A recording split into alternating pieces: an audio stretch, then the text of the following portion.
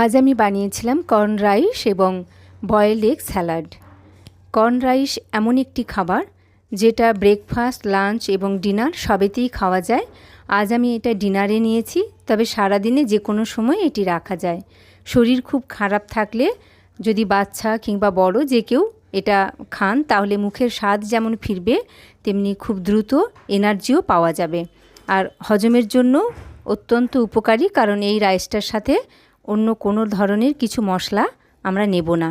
আর একটি বড় কথা, এই ভাতটির সাথে কিন্তু আরও অনেক সবজি ব্যবহার করা যায়। আমি এখানে আজ আলু আর কুমড়ো নিয়েছি, আপনারা চাইলে অন্য কোনো সবজিও নিতে পারেন। আমি রাইসটা বানিয়ে নিয়েছি, তারপর ফ্রাইং প্যানে অল্প একটু সাদা তেল দিয়েছি, তার সাথে দিয়েছি একটু বাটার আর কয়েকটা গোলমরিচ, রসুন কুচি, আদা কুচি দিয়ে আমি অল্প একটু নাড়াচাড়া করে পরপর দিয়ে দিয়েছি কুচি করে রাখা। তবে একদম ঝিরিঝিরি করে কুচোবেন না, এটা এরকম করে কাটলে দেখতে বেশি ভালো লাগে। পেঁয়াজ, ক্যাপসিকাম, রেড বেল পেপার এগুলো একটু নাড়াচাড়া করে অল্প একটু নুন দিয়েছি যাতে নরম হয়ে যায়।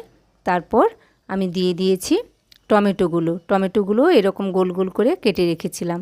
সবগুলো একসাথে ভাজা ভাজা হয়ে গেলে আমি সামান্য একটু জল দিয়েছি, আপনারা চাইলে এটা স্কিপ করতে পারেন।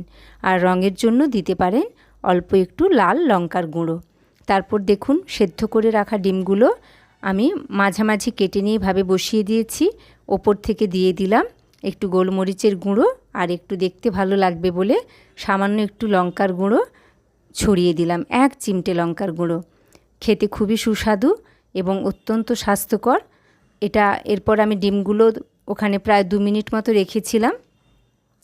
তারপর আমি প্লেটে তুলে নিয়েছি আর মাঝখানে রেখে দিয়েছি স্যালাডটি।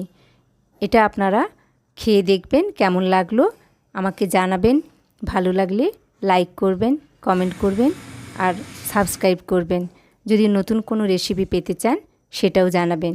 আর এটা রান্না করে খেয়ে অবশ্যই জানাবেন কেমন লাগলো। স্বাদ আর সুগন্ধের জন্য মাঝে দিয়ে দিন 1 টুকরো বাটার আর একটা ছোট পাতিলেবুর টুকরো। চাইলে আপনারা কাঁচা লঙ্কা নিতে পারেন, আমি সেদ্ধ লঙ্কাটাই সাজিয়ে